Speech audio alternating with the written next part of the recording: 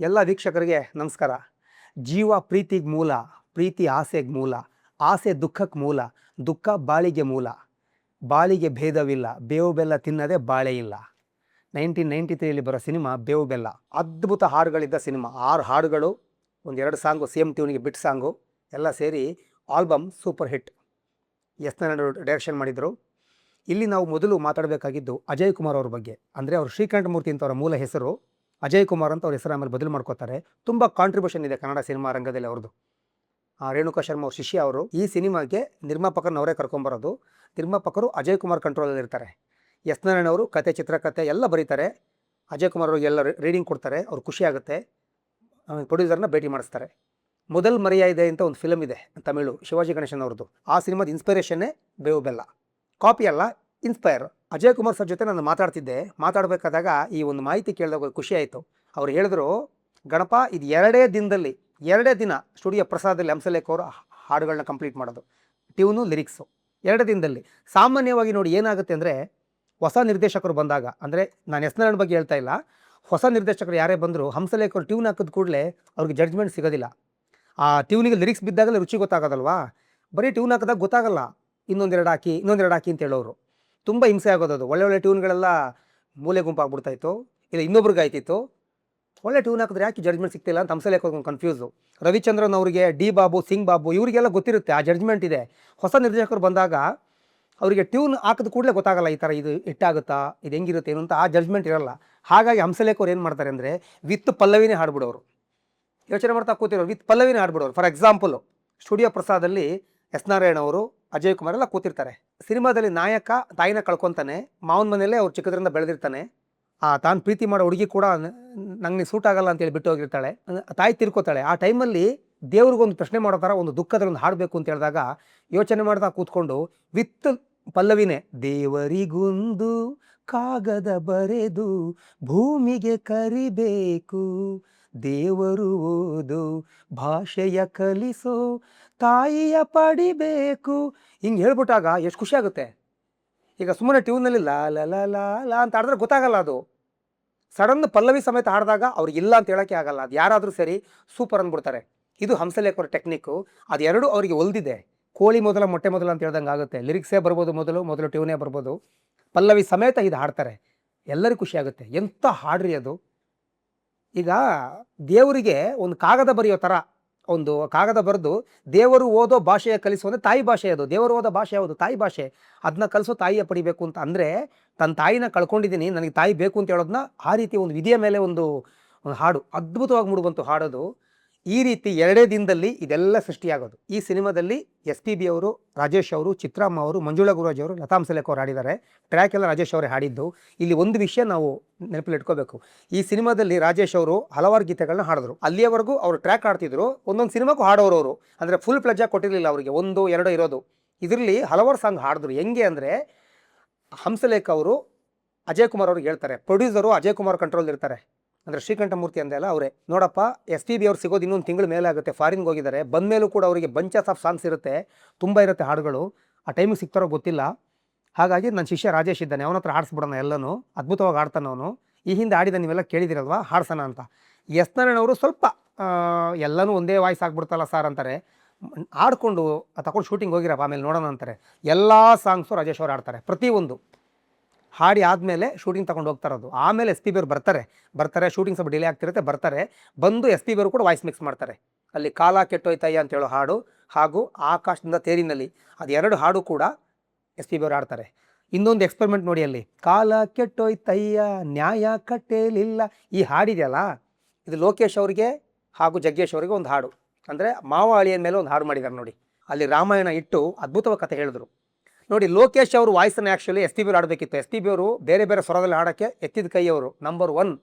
ಅವರ ಪ್ಲೇಸ್ನ ಯಾರು ರಿಪ್ಲೇಸ್ ಮಾಡೋಕ್ಕಾಗಲ್ಲ. ಆದರೆ ಇಲ್ಲಿ ಹಂಸಲೇಖ ಅವರು SPB ಅವರಿಗೆ ಜಗ್ಗೇಶ್ ವಾಯ್ಸ್ನ ಅಂದರೆ ಜಗ್ಗೇಶ್ ಅವರು ಆಡ್ದಂಗೆ SPB ಅವ್ರು ಆಡಿಸ್ತಾರೆ, ಸಿಂಪಲ್ ಆಗಿರೋ ಒಂದು ಧ್ವನಿಯಲ್ಲಿ. ರಾಜೇಶ್ ಅವರು ಲೋಕೇಶ್ ಅವ್ರಿಗೆ ಆಡ್ತಾರೆ. ಕಾಲೋ ಕೆಟ್ಟೋಯ್ತಣ್ಣ ಅಂತ ಬರುತ್ತೆ ನೋಡಿ. ಅದು ಅಂದರೆ ಮಾವ ಆಡಿದಾಗ ಸ್ವಲ್ಪ ಗಡಸಾಗಿರ್ಬೇಕು ಧ್ವನಿ. ಮಾವ ಎಷ್ಟಾದರೂ ಅಳಿಯನಿಗಿಂತ ವಯಸ್ಸಲ್ಲೂ ಎತ್ತರ, ಅನುಭವದಲ್ಲಿ ಎತ್ತರ ಅಲ್ವಾ. ಹಾಗಾಗಿ ಮಾವನ ಹತ್ರ ಆಡಿಸಿದ್ದು ರಾಜೇಶ್ ಅವ್ರ ಹತ್ರ. ಅಂದರೆ ರಾಜೇಶ್ ಅವರು ಮಾವನಿಗೆ ಸಿಂಗಿಂಗು. ಎಸ್ ಪಿ ಬಿ ಅಳಿಯನಿಗೆ ಸಿಂಗಿಂಗು. ಇದೊಂದು ಎಕ್ಸ್ಪೆರಿಮೆಂಟ್ ನೋಡಿ. ರಾಜೇಶ್ ಅವ್ರಿಗೊಂದು ಒಳ್ಳೆ ಅವಕಾಶ, ಅದು ಅದ್ಭುತವಾಗಿ ಆಡ್ತಾರೆ. ಆಕಾಶದಿಂದ ತೇರಿನಲ್ಲಿ ಅಂತ ಅದು ಕೂಡ S P B voice mix ಮಾಡ್ತಾರೆ. ಆಮೇಲೆ ಸಿನಿಮಾಕ್ಕೆ ಬಳಸ್ಕೋತಾರೆ. ಆದರೆ ಎಲ್ಲ ಹಾಡು ಕೂಡ ರಾಜೇಶ್ ಆಡಿರ್ತಾರೆ. ಆಮೇಲೆ ಕೆಲವು ಎಸ್ ಪಿ ಬಿ ಪಾಲಾಗುತ್ತೆ, 2 ಹಾಡು, ಮಿಕ್ಕಿದೆಲ್ಲ ರಾಜೇಶ್ ಪಾಲಾಗುತ್ತೆ. 2 ದಿನದಲ್ಲಿ ಬರೆದಂಥ ಅದ್ಭುತ ಸಾಂಗ್ ನೋಡಿ. ದೇವರಿಗೊಂದು ಕಾಗದ ಬರೆದು ಹೇಳಿದೆ ನಾನು. ಇವತ್ತಿಗೂ ರಾಜೇಶ್ ಕೃಷ್ಣನ್ ಅವರು ಅಜಯ್ ಕುಮಾರ್ ಅವ್ರನ್ನ ಕಂಡ್ರೆ ಅವ್ರು ಕೈ ಮುಗಿತಾರೆ, ನಿಮ್ಮಿಂದ ನನಗೆ ಸಾಂಗ್ ಬಂತು ಅಂತ. ಯಾಕೆಂದರೆ ಹಂಸಲೇಖ ಅವರು ತುಂಬ ಬ್ಯುಸಿ ಇರುವಂಥ ಕಾಲ ಅದು. 90 to 93 ಅಂದರೆ ತುಂಬ ಹಾಡ್ಸೋ ಇವ್ರನ್ನೇ ಹಾಡ್ಸೋ ಅಂತ ಹೇಳ್ಕೊಂಡು ಟೈಮ್ ಇರಲ್ಲ ಅವರಿಗೆ. ಒಂದೇ ಮಾತು ಹೇಳ್ತಾರೆ ಅಜಯ್ ಕುಮಾರ್ ಅವ್ರಿಗೆ, ನನ್ನ ಶಿಷ್ಯ ಚೆನ್ನಾಗಿ ಆಡ್ತಾನೆ, ಬಾಲು ಸರ್ ಬರೋದು ಲೇಟ್ ಆಗುತ್ತೆ, ಫಾರಿನ್ಗೆ ಹೋಗಿದ್ದಾರೆ, ಸುಮ್ಮನೆ ಆಡಿಸಿ ಇವ್ರ ಕೈಲಿ ಹೇಳೋರಿಗೆ ಅಂತ. ಪ್ರೊಡ್ಯೂಸರು ಅಜಯ್ ಕುಮಾರ್ ಅವರ ಕಂಟ್ರೋಲ್ ಇರ್ತಾರೆ, ಒಪ್ಕೋತಾರೆ.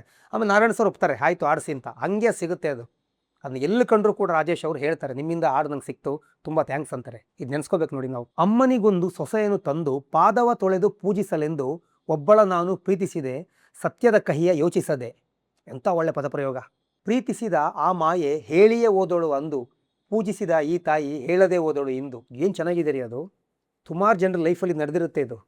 ಅದು ನೋಡಿ ಎಷ್ಟು ಚೆನ್ನಾಗಿ ಅವ್ರು ಪದ ಕಟ್ಬಿಟ್ರು ಅಂತ ಎಮೋಷನಲ್ ಆಗ್ಬಿಡ್ತೀವಿ ಕೇಳ್ತಾ ಇದ್ರೆ ನಾವು. ಅಂದರೆ ದೇವ್ರು ಎಲ್ಲಿದೆಯಾ ಅಂತ, ದೇವ್ರ ಮನೆ ನನಗೆ ಗೊತ್ತಾಗಬೇಕು, ದೇವ್ರ ಭಾಷೆ ನನಗೆ ಗೊತ್ತಾಗಬೇಕು, ಆ ತಾಯಿ ಭಾಷೆ, ಇದೆಲ್ಲನೂ ಹೇಳೋದ್ರ ಜೊತೆಗೆ ಇದು ಹೇಳಿದ್ದಾರೆ. ಆ ಕಥೆನೇ ಹೇಳ್ಬಿಟ್ರೆ ಅಲ್ಲಿ. ಅದೇ ರೀತಿ ನಾಯಕಿನ ಪಿಕ್ ಮಾಡ್ಕೊಬರ್ತಾರೆ, ನಾಯಕ ಅಂತ ಹೇಳ್ತಾರೆ ಅಲ್ಲಿ ಸನ್ನಿವೇಶ. ಆಗೊಂದು ಹಾಡಬೇಕು ಅಂತ, ಅಲ್ಲಿ ನಾಯಕ ಲವ್ ಮಾಡ್ತಾ ಇರ್ತಾನೆ, ಆದರೆ ನಾಯಕಿಗೆ ಅದು ಗೊತ್ತಿರಲ್ಲ, ಆ ರೀತಿ ನೋಡಿರಲ್ಲ ಅವನ. ಆಗ ಇದ್ದಕ್ಕಿದ್ದಂಗೆ ಐ ಲವ್ ಯು ಅಂತ ಹೇಳೋಕ್ಕಾಗಲ್ಲ, ಅದು ಹಳ್ಳಿ ಸಿನಿಮಾ, ನಿನ್ನ ಪ್ರೀತಿ ಮಾಡ್ತೀನಿ ಅಂತ ಹೇಳಂಗೂ ಇಲ್ಲ. ಅಲ್ಲಿ ಏನು ಮಾಡ್ತಾರೆ, ನಾಯಕಿಗೆ ಒಂದು ಪಾಠ ಮಾಡೋ ಥರ ನಮ್ಮ ನಾಡಿನ, ನಮ್ಮ ಕನ್ನಡ ನಾಡಿನ ಮಹತ್ವನ ಹೇಳೋದು. 4ನೇ ಸಾಲಲ್ಲಿ ಆ ಕನ್ನಡ ನಾಡಿನ ಮಹತ್ವ ಹೇಳ್ಬಿಟ್ರು. ಜನ್ಮ ನೀಡುತ್ತಾಳೆ ನಮ್ಮ ತಾಯಿ, ಅನ್ನ ನೀಡುತ್ತಾಳೆ ಭೂಮಿ ತಾಯಿ, ಮಾತು ನೀಡುತ್ತಾಳೆ ಕನ್ನಡ ತಾಯಿ, ಪಾಪ ಕಳೆಯುತ್ತಾಳೆ ಕಾವೇರಿ ತಾಯಿ. ರಾಜೇಶ್ ಅವರ ಒಂದು ಕೆರಿಯರ್ಲಿ, ಸಿನಿಮಾ ಆ ಒಂದು ಹಾಡಿನ ಕೆರಿಯರ್ಲಿ ಇದು ನಂಬರ್ 1 ಸಾಂಗ್, ನೋ ಡೌಟ್. ಇದು ಮತ್ತು ದೇವರಿಗೊಂದು ಕಾಗದ ಬರೆದು 2 ಕೂಡ ನಂಬರ್ 1 ಸಾಂಗ್. ಆಮೇಲೆ ಹಲವಾರು ಸಾಂಗ್ಗಳನ್ನ ಹಾಡಿದ್ದಾರೆ. ಇದು ಅವರ ಒಂದು ಬಿಗಿನಿಂಗ್ ಡೇಸಲ್ಲಿ ಆಡಿದಂಥ ಅತ್ಯದ್ಭುತ ಗೀತೆಗಳು ಅಂತ ಹೇಳ್ಬೋದು. ಒಂದು ಹೆಣ್ಣು ಎಷ್ಟೇ ಓದಿದ್ರು ಏನೇ ಮಾಡಿದ್ರು ಒಲೆಯ ಊದಬೇಕು, ತಾಯಿ ಆಗಬೇಕು ಅಂತ ಅದು ಸರಳವಾಗಿ ಬರೆದ್ರು. ಕಾವೇರಿ ನೀರಲ್ಲಿ ಬೇಳೆ ಬೇಯಿಸಬೇಕು ಅಂತ, ಅದೆಲ್ಲ ತುಂಬ ಚೆನ್ನಾಗಿದೆ. ಅಲ್ಲಿ ಕೊನೆಗೊಂದು ಸಾಲು ಬರೆದಿದ್ದಾರೆ, ಸಾವಲ್ಲೂ ಕಾವೇರಿ ಬಾಯಿಗೆ ಸಿಗುತ್ತಾಳೆ ಅಂತ. ಇಲ್ಲಿ ನೋಡಿ ನೀವು ಗಮನಿಸಬೇಕು, ಜನ್ಮ ನೀಡುತ್ತಾಳೆ, ಒಂದು ಮಗು ಹುಟ್ಟೋದು, ಆ ಹುಟ್ಟಿನಿಂದ ಸಾಯೋವರೆಗೂ ಹೇಳ್ಬಿಟ್ರು. ಕೊನೆಗೆ ಸಾಯುವಾಗ ಕಾವೇರಿ, ಈಗ ನಮ್ಮ ಕರ್ನಾಟಕದಲ್ಲಿ ಮನೇಲಿ ಯಾರೇ ತೀರ್ಕೊಳ್ಳೋಂಥ ವಿಷಯ ಗೊತ್ತಾದಾಗ ಕೊನೆಗೆ ತೀರ್ಥ ಬಿಡ್ತಾರೆ ಬಾಯಿಗೆ, ಕಾವೇರಿ ತೀರ್ಥ, ಇಲ್ಲ ಕಾವೇರಿ ನೀರು ಬಿಡ್ತಾರೆ ಬಾಯಿಗೆ. ಅದೇ ತಾನೇ ಬರೆದ್ರು, ಸಾವಲ್ಲೂ ಕಾವೇರಿ ಬಾಯಿಗೆ ಸಿಗುತ್ತಾಳೆ. ಎಂಥ ಪದಪ್ರಯೋಗ ರೀ, ಎಂಥ ಸಾಲುಗಳಿವು, ಅಬ್ಬಾ. ಭೂಮಿ ತಾಯಿ ನೀ ಸತ್ತರೂ ಕರಿತಾಳೆ, ತಾಯಿ ಭಾಷೆ ನೀ ಓದರು ಇರುತ್ತಾಳೆ. ಅಷ್ಟೇ, ಭಾಷೆ ಶಾಶ್ವತ, ಭೂಮಿ ಶಾಶ್ವತ. ನಾವೆಲ್ಲ ಭೂಮಿಲಿ ಐಕ್ಯವಾಗೋರು, ಆದರೆ ಭೂಮಿ ಶಾಶ್ವತ. ಕನ್ನಡದ ಬಗ್ಗೆ, ಆ ಒಂದು ಭೂಮಿ, ನಮ್ಮ ಕರ್ನಾಟಕದ ಮಣ್ಣಿನ ಆ ಒಂದು ಮಣ್ಣಿನ ವಿಷಯ, ಕಾವೇರಿ ತಾಯಿ ಬಗ್ಗೆ, ನಮ್ಮ ಎತ್ತ ತಾಯಿ ಬಗ್ಗೆ ಎಷ್ಟು ಚೆನ್ನಾಗಿ ಬರೆದು ಬಿಟ್ರಿ. ಎಲ್ಲದರಲ್ಲೂ ತಾಯಿನ ನೋಡಬೇಕು ನಾವು ಅಂತ ಬರೆದ ಒಂದು ಮೂಲಾಂಶ ಇದು. ಹ್ಯಾಟ್ಸ್ ಆಫ್ ಟು ಹಂಸಲೇಖ ಅವರು. ಇನ್ನೊಂದು ಲವ್ ಸಾಂಗು ನಮ್ಮ ಊರ ಚೆಲುವೆ ಅಂತ, ಅದು ಕೂಡ ರಾಜೇಶ್ ಅವರು ಎಂಥ ಸುಲಲಿತವಾಗಿ ಆಡಿದ್ದಾರೆ. ಅದರಲ್ಲಿ 2 ಸಾಲು ಬರುತ್ತೆ, ಬ್ಯೂಟಿಫುಲ್. ಕದ್ದು ನೋಡೋ ಅವಳಿಗವಳ ಕುರುಳೆ ಸೆರಗಿನಂತೆ. ಕುರುಳು ಅಂದರೆ ಒಂದು ಸಮುದ್ರದ ವೇವ್ ಅಂತಾರಲ್ಲ, ಒಂದು ಅಲೆ, ಅದ್ರ ಥರ ಇರುವಂಥ ಕೂದಲು, ಗುಂಗುರು ಕೂದಲು ಅಂತಲೂ ಆಗುತ್ತೆ, ಆ ರೀತಿ ಬರೆದ್ರು. ಸೂರ್ಯ ಅರಳ ನೋಟ ಅವಳದು, ನೋಡಿದವರ ಹೃದಯ ನಡೆಯದು. ಉದಯವಾಯಿತು ರೆಪ್ಪೆ ಬಿಚ್ಚಿದಾಗ, ಸಂಜೆಯಾಯಿತು ಮತ್ತೆ ಮುಚ್ಚಿದಾಗ. ಏನು ಚೆನ್ನಾಗಿದೆ ನೋಡಿ. ಅದೇ ರೀತಿ 2ನೇ ಚರಣದಲ್ಲಂತೂ ಅದ್ಭುತ ವರ್ಣನೆ. ಕೂಡಿ ಆಡೋ ಅವಳಿಗೆ ಅವಳ ವಯಸ್ಸೇ ಗೆಳತಿಯಂತೆ, ಗೆಳತಿಗಿಂತ ಅವಳೇ ರೂಪಸಿ, ಅವಳೇ ನಾನು ಮೆಚ್ಚೋ ಪ್ರೇಯಸಿ. ಏನು ಚೆನ್ನಾಗಿದೆ ನೋಡಿ. ಇದೊಂದು 2 ಸಾಲಿದೆ. ಈಗ ಅದಂತೂ ನಿಮಗೆ ಸಾಹಿತ್ಯ ಮಟ್ಟದ ಏನು ಹೇಳ್ತಾರೆ ಅಂದ್ರೆ ಪೀಕ್ ಲೆವೆಲ್ ಅಂತ ಮತ್ತೊಮ್ಮೆ ಹೇಳ್ತೀನಿ ನಾನು ಈ ಹಿಂದೆ ಹೇಳಿದ್ದೀನಿ ಹಲವಾರು ಸಾಹಿತ್ಯ ಹೇಳುವಾಗ. ಇದಂತೂ ಎಂಥ ಯೋಚನೆ ಲಹರಿ ಹಂಸಲೇಖ ಅವ್ರದ್ದು. ಲೋಕ ಭಾರವ ಹೊರಲು ಒಂದು ಭೂಮಿ, ಅವಳ ಪ್ರೇಮವ ಹೊರಲು ಒಬ್ಬ ಪ್ರೇಮಿ. ಲೋಕ ಭಾರನ ಹೊತ್ಕೊಂಡಿದ್ದು ಒಂದು ಭೂಮಿ, ಅವಳ ಪ್ರೇಮದ ಭಾರ ನಾವು ಅಂತ ಒಬ್ಬ ಪ್ರೇಮಿ ಅಂತ. ಒಬ್ಬ ಪ್ರೇಮಿ ಈ ಥರ ಹಾಡೋದು, ಅದನ್ನು ರಾಜೇಶ್ ಅವರು ಹಾಡಿದ ರೀತಿ, ಹಂಸಲೇಖ ಅವರ ಸಾಹಿತ್ಯ ಸಂಗೀತ, ಆ ಒಂದು ಟ್ಯೂನ್ಗೊಂದು ಲಿರಿಕ್ಸು, ಅದೇ ಹೇಳೋದು, ಅವರ ಟ್ಯೂನ್ಗೆ ಅವ್ರು ಲಿರಿಕ್ಸ್ ಬಿದ್ದಾಗ ಅದ್ಭುತ. ಅದು ಉಪ್ಪು ಹುಳಿ ಖಾರ ಕರೆಕ್ಟಾಗಿರುತ್ತೆ ಊಟಕ್ಕೆ ಅಂತ. ಇನ್ನೊಂದು ಮಾವ ಅಳಿಯನಿಗೊಂದು ಹಾಡು, ಎಷ್ಟು ಚೆನ್ನಾಗಿದೆ ನೋಡಿ ಅದು. ಆಗಲೇ ಹೇಳಿದ್ನಲ್ಲ ನಾನು, ಅದ್ರ ರಾಮಾಯಣ ಬರೆದು ಬಿಟ್ರಿ. ಅಂದರೆ ನ್ಯಾಯದ ಮೇಲೆ, ನ್ಯಾಯ ಅಂದರೆ ಏನು, ನ್ಯಾಯ ಆಗ ಹೇಗಿತ್ತು ಈಗ ಹೇಗಿದೆ, ಮನುಷ್ಯ ಎಷ್ಟು ಬದಲಾಗಿದ್ದಾನೆ, ಅದ್ರ ಬಗ್ಗೆ ಹೇಳ್ತಾ ಒಂದು ಕತೆ ಹೇಳ್ಬಿಡೋದು. ದೇಶ ಕೋಶ ಬಿಟ್ಟರು ನ್ಯಾಯಕ್ಕಾಗಿ ಆಗ, ಒಬ್ಬ ಸತಿಗೆ 5 ಸಾಧ್ಯವೇನು ಈಗ ಅಂತ ಅದು ಮಹಾಭಾರತ ಹೇಳಿದಾರಲ್ಲಿ. ಅಂದರೆ ನ್ಯಾಯಕ್ಕೋಸ್ಕರ ಏನು ಬೇಕು ಜನ ಮಾಡ್ತಿದ್ರು, ಈಗ ಅದೆಲ್ಲ ಬದಲಾಗ್ಬಿಟ್ರು ಅಂತ. ಮಾವ ನ್ಯಾಯನೇ ಮುಖ್ಯ ಅಂತ ಹೇಳೋದು, ಅಳಿಯ ಕೂಡ ನ್ಯಾಯ ಮುಖ್ಯನೇ, ಬಟ್ ಮನುಷ್ಯ ಬದಲಾಗಿಲ್ಲ, ಹಂಗೆ ಕಾಲಕ್ಕೆ ತಕ್ಕಂತ ಹಂಗಾಗ್ತಿದೆ ಅಂತ ಹೇಳೋದು. ಇಲ್ಲಿ ಯಾರು ತಪ್ಪೂ ಇಲ್ಲ, ಕಾಲ ತಪ್ಪು ಅಂತ ಹೇಳೋದನ್ನ ಒಂದು ಹಾಡು ಮಾಡಿದ್ದು. ಊರಿಗೆ ಬೆಲೆಯ ಕೊಟ್ಟ ರಾಮ, ಸೀತೆಯ ಕಾಡಲಿಟ್ಟ ರಾಮ, ಸತ್ಯವ ಎದೆಯಲ್ಲಿಟ್ಟ ರಾಮ, ಸುಳ್ಳಿನ ತೀರ್ಪು ಕೊಟ್ಟ ರಾಮ, ಶೀಲವಂತೆಯಾದರೂ ಸೀತೆ ಬಿಟ್ಟ ರಾಮ, ಸತ್ಯವಾಗಿ ನಡೆಯಲು ಸತ್ಯ ಕೊಂದ ರಾಮ. ಏನು ಚೆನ್ನಾಗಿದೆ. ನಿಮಗೆ ಇದು ಹೇಳೋದೇ ಬೇಡ, ರಾಮಾಯಣ ಗೊತ್ತಿರುತ್ತೆ. ಆ ರಾಮ ಸೀತೆ ಇಬ್ಬರು ತಪ್ಪು ಅಲ್ಲ, ಅಲ್ಲಿ ಆಗಲ್ಲ, ಅಲ್ಲಿ ಅದು ಹಂಗೆ ಅನ್ಸ್ಬಿಟ್ಟಿದೆ. ಆದರೆ ಅದು ಸಿಚುವೇಶನ್ ತಪ್ಪು. ಇಲ್ಲಿ ಇಬ್ಬರು ತಪ್ಪು ಇಲ್ಲ, ಸಿಚುವೇಶನ್ ತಪ್ಪು ಅಂತ ಹೇಳೋದನ್ನ ಆ ರಾಮಾಯಣದಲ್ಲಿ ಏನು ಬಂತೋ ಅಲ್ಲಿ ಇಲ್ಲಿ ನ್ಯಾಯದ ಕಡೆ ಒಂದು ಹಾಡು ಮಾಡಿ ಈ ಥರ ಮಾಡಿದ್ದಾರೆ. ಏನು ಒಳ್ಳೆ ಪದಪ್ರಯೋಗ, ಎಂಥ ವರ್ಣನೆ ಇದು. ಕೊನೆಗೆ ಸೀತೆ ತಪ್ಪು ಏನಿದೆ, ಸೀತೆಯ ತಪ್ಪು ಏನೂ ಇಲ್ಲ ಅಂತ ಹೇಳೋದು, ಮಾವನಿಗೆ ಜ್ಞಾನೋದಯ ಆಗೋದು. ಹಾಗಾಗಿ ಮನುಷ್ಯನೇ ತಪ್ಪೋಗ್ತಾ ಇದ್ದಾನೆ, ನ್ಯಾಯ ಕರೆಕ್ಟ್ ಆಗಿದೆ ಅಂತ ಹೇಳೋ ಬಗ್ಗೆ ಒಂದು ಹಾಡು. ಇನ್ನೊಂದು ಅದೇ ಹಾಡಿನ ಒಂದು ಸ್ಯಾಡ್ ವರ್ಷನ್ ಥರ ಮಾಡಿದ್ದಾರೆ ಇಲ್ಲಿ, ಸಖತ್ತಾಗಿದೆ. ಅದೇ ಟ್ಯೂನಿಗೆ ಜೀವ ಪ್ರೀತಿಗೆ ಮೂಲ, ಪ್ರೀತಿ ಆಸೆಗೆ ಮೂಲ, ಆಸೆ ದುಃಖಕ್ಕೆ ಮೂಲ, ದುಃಖ ಬಾಳಿಗೆ ಮೂಲ. ನಮ್ಮ ಮೊದಲು ಹಾಡ್ದಲ್ಲಿ ಅದೇ, ಅಂದರೆ ಮೊದಲು ಹೇಳಿದಂಥ ಸಾಲುಗಳು ಇದೇ. ಅದು ನೋಡಿ, ಅದು ಮಂಜುಳಾ ಗುರುರಾಜ್ ಅವರು, ರಾಜೇಶ್ ಅವರು ಅದ್ಭುತವಾಗಿ ಆಡಿದ್ದಾರೆ. ಸೆರಗಲ್ಲಿ ಕಟ್ಟಿಕೊಂಡ ಕೆಂಡ, ಮನಸ್ಸಲ್ಲಿ ಉಳಿದುಕೊಂಡ ಮರ್ಮ, ದೇಹಕ್ಕೆ ಅಂಟಿಕೊಂಡ ನೆರಳು, ನಾವೆಲ್ಲ ಒಪ್ಪಿಕೊಂಡ ಧರ್ಮ, ಪ್ರೀತಿಯಲ್ಲಿ ಭೀತಿಯ ಗೂಡು ಕಟ್ಟಿಕೊಂಡೆ, ಭೀತಿಯನ್ನೇ ಪ್ರೀತಿಯ ಹಾಡು ಮಾಡಿಕೊಂಡೆ. ಅಲ್ಲಲ್ಲೇ ಹೇಳ್ಬಿಟ್ಟಿದ್ದಾರೆ ಚಿಂದಿ. ಕೊನೇ ಒಂದು ಸಾಲು ಅದ್ಭುತ. ಆಸರೆ ಸೆರೆಯಾಗಿದೆ, ಬೇಸರ ಸುರೆಯಾಗಿದೆ. ಅಷ್ಟೇ. ಆ ಒಂದು ಫುಲ್ ಆ ಒಂದು ಹಾಡಿನ ವರ್ಣನೆ ಏನಿದೆ, ಕೊನೆಗೆ 2 ಸಾಲು ಹೇಳ್ಬಿಟ್ರು. ಆಕಾಶದಿಂದ ತೇರಿನಲ್ಲಿ ಅಂತ ಒಂದು ಹಾಡು SP ಅವರು ಅದ್ಭುತವಾಗಿ ಹಾಡಿದ್ದಾರೆ. ಒಂದು ವರ್ಣನೆ ಮಾಡಿಕೊಂಡು ನನ್ನ ಪ್ರೇಯಸಿ ಬರ್ತಾ ಇದ್ದಾಳೆ ಅಂತ ಹೇಳೋದನ್ನ ಹಾಡು.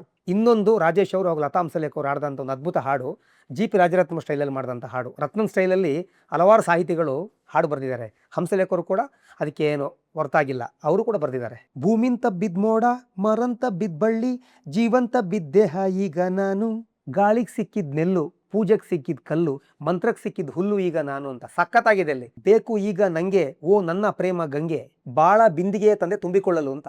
ಎಷ್ಟು ಚೆನ್ನಾಗಿದೆ ನೋಡಿ ಅದು. ಒಳ್ಳೆ ಹಾಡೋದು, ಒಂದು ಎಕ್ಸ್ಪೆರಿಮೆಂಟ್ ಗೀತೆ ಅಂತ ಹೇಳ್ಬೋದು.